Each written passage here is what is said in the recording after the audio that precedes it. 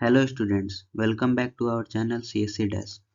आज हम लोग मोस्ट कॉमन लॉजिकल इक्विवेलेंस के बारे में पढ़ेंगे। लॉजिकल इक्विवेलेंस यानी कि इक्विवेलेंस, ये लॉजिकल इक्विवेलेंस। इसमें हम लोग इक्विवेलेंस और नेम ऑफ आइडेंटिटीज के बारे में पढ़ेंगे। ये इक्विवेलेंस है यानी कुछ फार्मूला बोल सकते हैं, प्रूफ बोल सकते हैं जो हमें करने हैं। पहला है आइडेंटिटीज लॉ, दूसरा है डोमिनेशन लॉ, तीसरा है इक्विवेलेंट लॉ, चौथा है double negation law, communicative law, associative law, distributive law, De Morgan's law, observation law और निगेशन लॉ। डिमॉर्गन्स लॉ हमारा सबसे इंपॉर्टेंट है, इसको अच्छे तरीके से देखेंगे हम लोग। पहला हमारा P disjunction true equivalence P। Okay, तो मैंने क्या बताया था, ट्रू इक्वल टू 1 से डिनोट करते हैं और फॉल्स को हम लोग 0 से डिनोट करते हैं। ओके, तो P हमारा यहाँ एक वेरिएबल है और डिसजंक्शन 1 इक्वल टू क्या होता है, P होता है। यानी कि कोई भी हमारा वेरिएबल रहे और डिसजंक्शन ट्रू रहे यानी कि 1 रहे तो P होगा। ठीक, उसी तरीके से P कंजक्शन फॉल्स रहे यानी P कंजक्शन 0 रहे, P कंजक्शन 0 रहे तो भी हमारा P ही वैल्यू देगा। ओके, नेक्स्ट हमारा डोमिनेशन लॉ, जिसमें P हमारा वेरिएबल है, डिसजंक्शन फॉल्स वैल्यू, फॉल्स यहाँ फॉल्स इक्वल टू इक्विवेलेंस, ये इक्विवेलेंस का साइन है, इक्विवेलेंस फॉल्स। यहाँ भी हमारा P डिसजंक्शन यानी कि डिसजंक्शन 0 और इक्विवेलेंस क्या होगा, फॉल्स होगा। ओके, ठीक उसी प्रकार यहाँ है P कंजक्शन ट्रू यानी कि P 0 P कंजक्शन P यहाँ है, ठीक उसका उल्टा P conjunction 0 equal to P ही होगा। ओके, और फर्स्ट में था P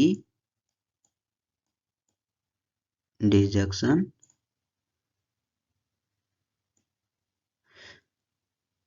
1 equal to P।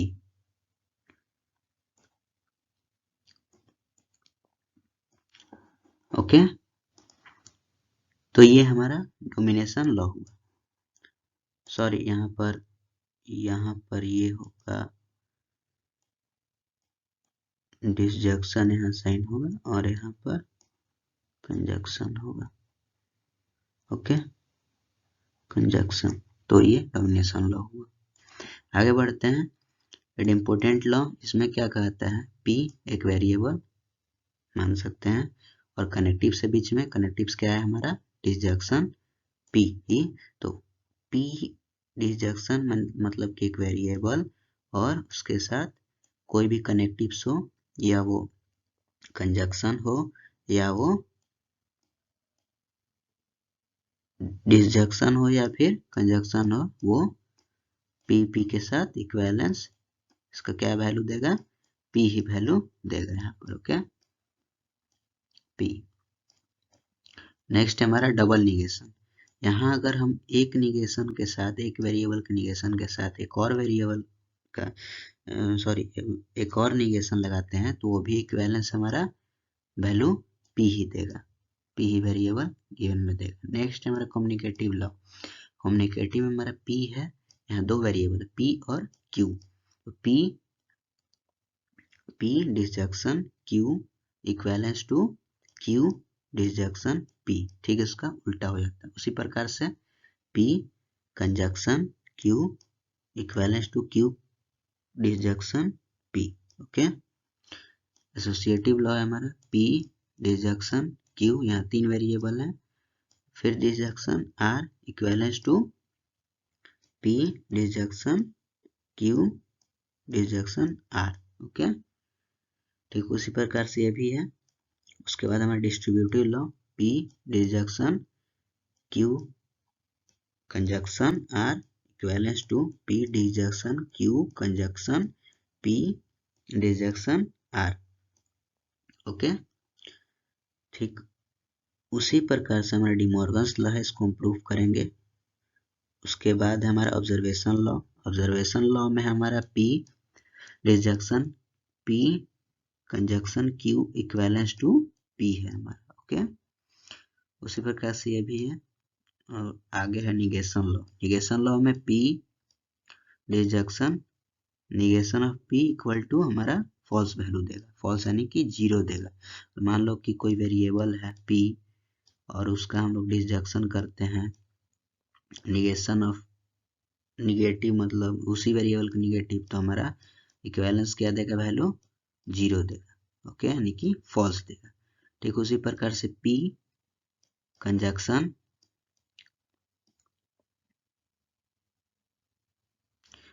P disjunction negation of P हमारा इक्विवेलेंस वैल्यू 1 देगा, यानी कि ट्रू देगा। ओके, आगे बढ़ते हैं।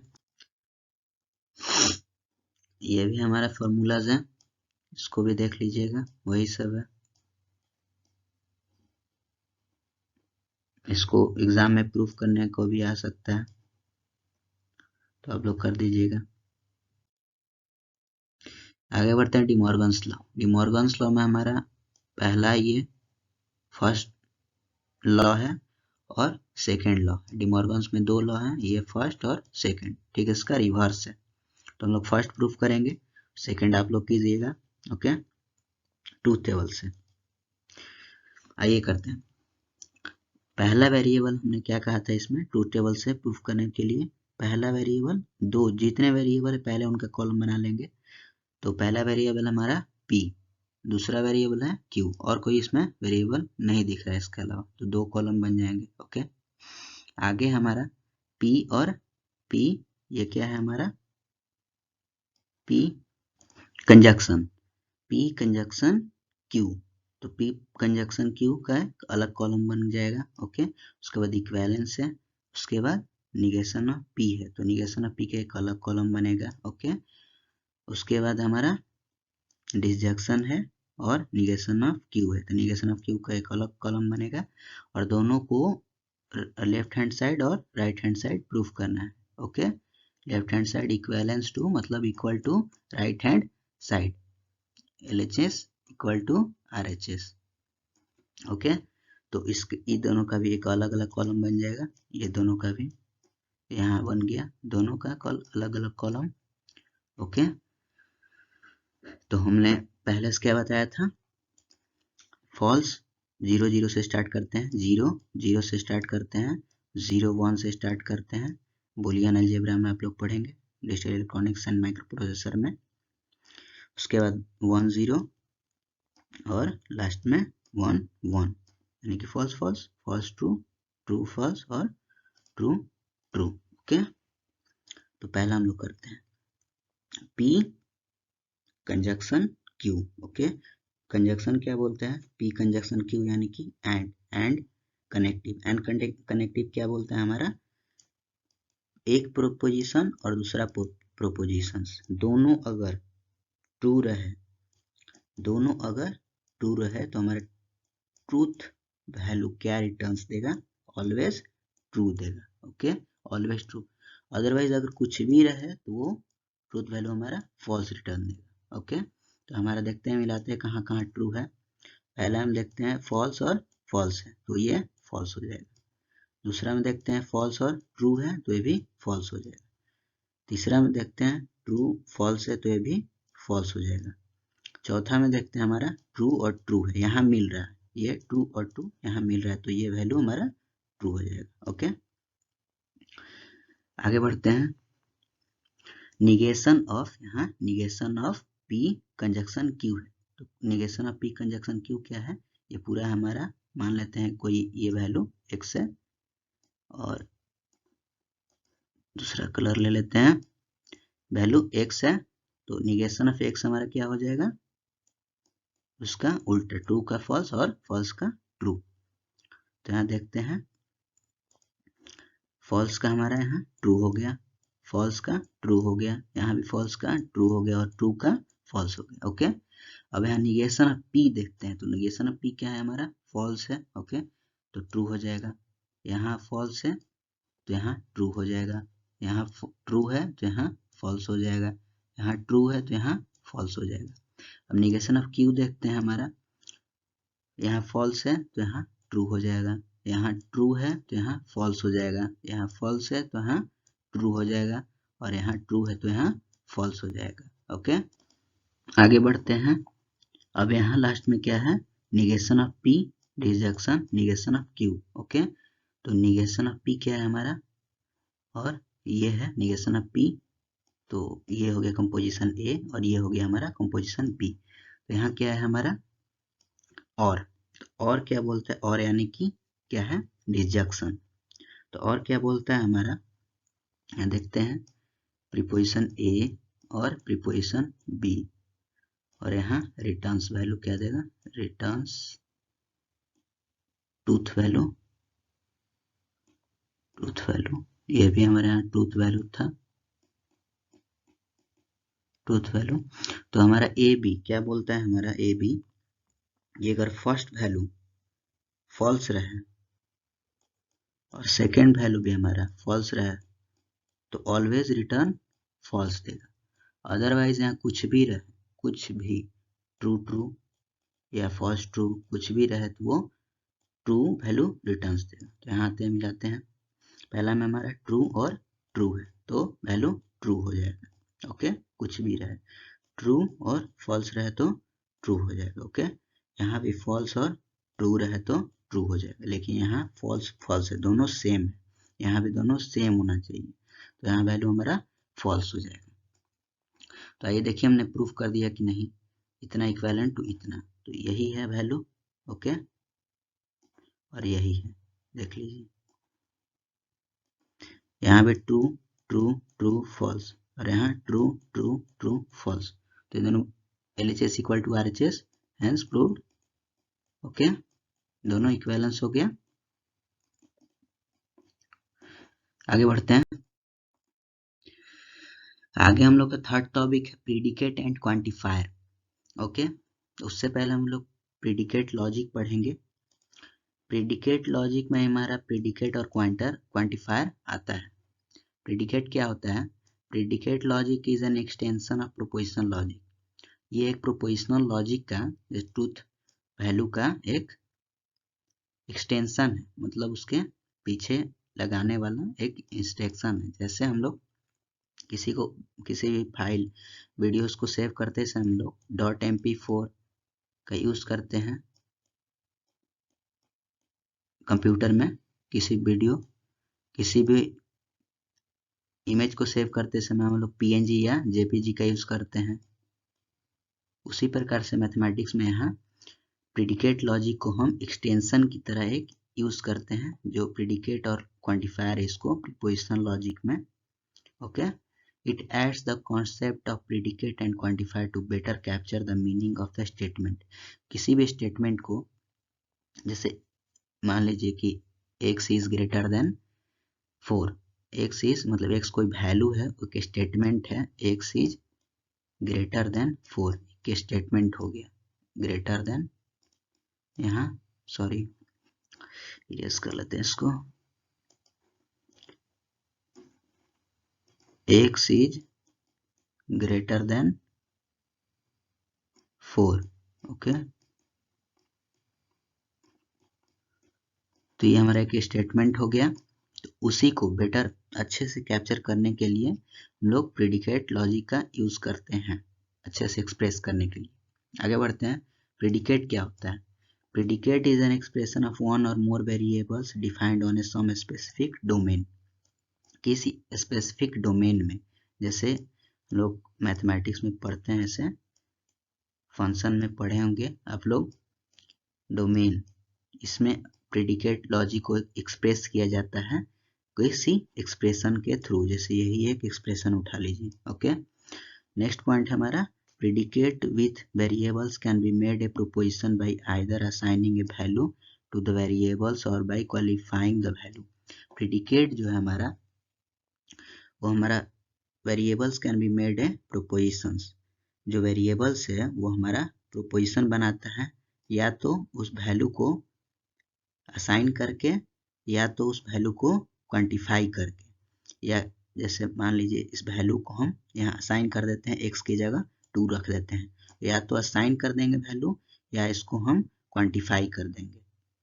ओके, आगे बढ़ते हैं।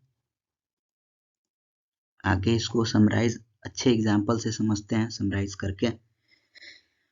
Okay, consider the statement x is greater than 3.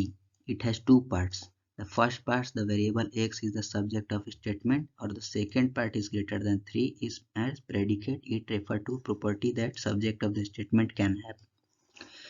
यहाँ कहता है x जो है हमारा, x यहाँ जो है x is greater than 3, तो हमारा जो x है यहाँ फर्स्ट स्टेटमेंट हो गया, और is greater than जो है हमारा यहाँ सेकेंड स्टेटमेंट हो गया। ओके, तो हमारा जो फर्स्ट स्टेटमेंट जो है उसी को हम प्रीडिकेट बोलेंगे। ओके, एक statement x is greater then 3 can be denoted by px। जो ये स्टेटमेंट है इसको हम px यानी कि ये डोमेन से डिनोट करेंगे, where p denote the predicate. जो हमारा p जो है, जो यहाँ p है यहाँ, वो प्रीडिकेट को डिनोट करेगा, और इज ग्रेटर देन जो है प्रीडिकेट जो है डिनोट द प्रीडिकेट, ये प्रीडिकेट डिनोट करेगा जो p जो है यहाँ p इस प्रीडिकेट को इज ग्रेटर देन प्रीडिकेट को, ध्यान रखिएगा प्रीडिकेट हमारा क्या है, इज ग्रेटर देन प्रीडिकेट को डिनोट करेगा ये px, और जो x है हमारा अंदर ये वेरिएबल है मान लेते हैं। आगे हमारा the predicate p can be considered as a function. जो प्रीडिकेट यहाँ p है इसको हम फंक्शन से डिनोट कर लेते हैं, मान लेते हैं इसको फंक्शन से डिनोट कर लेते हैं। ओके, आगे बढ़ते हैं। आगे हमारा है it is the truth value statement px at s। ये हमारा जो वैल्यू ट्रूथ वैल्यू हमारा जो कि रिटर्न्स ट्रू देगा या फॉल्स देगा या क्या वैल्यू हमारा रिटर्न्स देगा मैथमेटिकली, तो वो हमारा जो है ट्रूथ वैल्यू ये px बताता है। ओके, आगे बढ़ते हैं। Once value has been assigned to the variable x, the statement px become propositions. एक बार अगर वेरिएबल्स x में हम वैल्यू असाइन कर देते हैं, मान ले कुछ 4 असाइन कर देते हैं, तो वो becomes a preposition and has a true और फॉल्स वैल्यू। ओके, 4 असाइन कर देते हैं तो या तो उसका स्टेटमेंट का वैल्यू हमारा ट्रू देगा या तो फॉल्स देगा। ओके, समझ में आ रहा है? आगे बढ़ते हैं और कुछ एग्जांपल समझते हैं। जैसे मान लो लेट ई अंदर यहाँ डोमेन एक्स वाई है जिसको हम लोग डिनोट करते हैं x equal to Y. Okay, अब यहाँ अंदर x और y है तो x इक्वल टू वाई भी हम इसको डिनोट कर सकते हैं, x ग्रेटर देन y भी बोल सकते हैं, x स्मॉलर देन y भी बोल सकते हैं, मतलब दोनों को रिलेशन यहाँ बनाना है। ओके, नेक्स्ट हमारा let x a b c denote a plus b plus c equal to 0। अब यहाँ a multiply b multiply c भी कर सकते हैं। ओके, नेक्स्ट एग्जांपल है हमारा let px denote the statement x greater than 10, what are the truth value of the p1 and p5। यहाँ देखो, यहाँ हमारा उस पॉइंट का पिछले पॉइंट जो मैंने समझाया था उसका एग्जांपल से मान लो असाइन कर दिया हम x इक्वल ग्रेटर देन 10। अगर उसमें हम x का वैल्यू अगर 11 पुट करते हैं और 5 पुट करते हैं तो क्या रिजल्ट देगा। अगर हम x के जगह हम 11 रखते हैं यहाँ सोल्यूशन में, p1 is equivalent to statement 11 greater than 10, तो ये हमारा वैल्यू क्या देगा, ट्रू देगा, क्योंकि हम जानते हैं कि 11 बड़ा होता है 10 से, तो विच इज ट्रू। अब हम 5 रखते हैं equivalent to statement greater than 2, तो ये वैल्यू हमारा फॉल्स देगा, क्योंकि हम जानते हैं कि 5 जो है वो 10 से बड़ा नहीं होता है, तो वो रिटर्न हमारा फॉल्स देगा। इसी को हम प्रीडिकेट बोलते हैं। नेक्स्ट एग्जांपल है हमारा R let X denote the statement X equal to Y plus 1, what is the truth value of propositions R 1 3 and R 2 1। अगर हम x के जगह 1 3 और x y के जगह 3 एक बार और दूसरी बार में x के जगह 2 और y के जगह 1 रखेंगे तो क्या वैल्यू हमारा देगा। पहले हम देखते हैं R 1 3 R of 1 3 is the statement 1 equal to 3 plus 1। तो हम जानते हैं कि यहाँ 3 plus 1 हमारा इक्वल टू 4 होता है और यहाँ है 1, तो ये वैल्यू हमारा क्या ट्रूथ वैल्यू हमारा रिटर्न देगा फॉल्स देगा। ओके, नेक्स्ट है 2 और 1, यहाँ रखेंगे हम 2x की जगह और y की जगह 1, तो वहाँ हम जानते हैं 1 plus 1 क्या होता है 2 होता है और ये हमारा 2 ही दे रहा है, तो ये वैल्यू ट्रूथ वैल्यू हमारा 2 रिटर्न्स देगा। समझ में आ रहा है? आगे बढ़ते हैं। आगे हमारा क्वांटिफायर। क्वांटिफायर यानी कि क्वांटिटी से ही, नाम से ही पता चल रहा है quantity. Okay, quantity. Okay, quantifier क्या कहता है हमारा, predicate logic quantifier can be described as a collection of statement used to determine the truth of elements of a given predicate. यानी क्वांटिफायर जो है कलेक्शन है स्टेटमेंट्स का, जिसमें हम लोग ट्रूथ एलिमेंट्स के ट्रूथ वैल्यू को प्रेडिकेट करते हैं। गिवन प्रेडिकेट दिया हो, पिछले हम लोग प्रेडिकेट पढ़ा हम लोगों ने, दिए हुए प्रेडिकेट से हम लोग अनुमान लगाते हैं कि वो वैल्यू ट्रू है या फॉल्स है। स्टेटमेंट से, उस स्टेटमेंट से पता लगाते हैं हम लोग कि वो ट्रू है या फॉल्स है, मतलब कितना है। It also contains the predicate which can be described as a statement used to have a specific number of variables यानी कि terms। ये हमारा कंटेंस करता है प्रेडिकेट जिसमें हम लोग उस स्टेटमेंट में हम लोग क्वांटिटी डिफाइन करते हैं, यानी कि कितना है 2 4 6 कितना, मतलब कितना number of quantity, numbers, terms, variables में हम लोग नंबर्स ऑफ टर्म्स वेरिएबल्स में डिनोट करते हैं। ओके, क्वांटिटी मतलब एक सिंपल भाषा में समझिए, क्वांटिटी मतलब क्वांटिफायर्स मतलब क्वांटिटी, क्वांटिफायर्स का मतलब ही क्वांटिटी होता है, मतलब कितना। ओके, ये दो प्रकार के होते हैं। There are two types of quantifier in predicate logic में। प्रेडिकेट लॉजिक में हमारा क्वांटिफायर और प्रेडिकेट आता है, दोनों प्रेडिकेट लॉजिक में ये दो प्रकार के होते हैं। पहला हमारा यूनिवर्सल क्वांटिफायर और दूसरा एक्सटेंशियल क्वांटिफायर। ओके, यूनिवर्सल और एक्सटेंशियल क्वांटिफायर अगले लेक्चर में हम लोग पढ़ेंगे। तब तक के लिए धन्यवाद। अगर पिछले वीडियो में या फिर इस लेक्चर सेक्शन में अगर कुछ भी किसी भी टॉपिक पर या कुछ भी नहीं समझ में आया तो हमें कमेंट करके बता सकते हैं। मिलते हैं अगले लेक्चर में।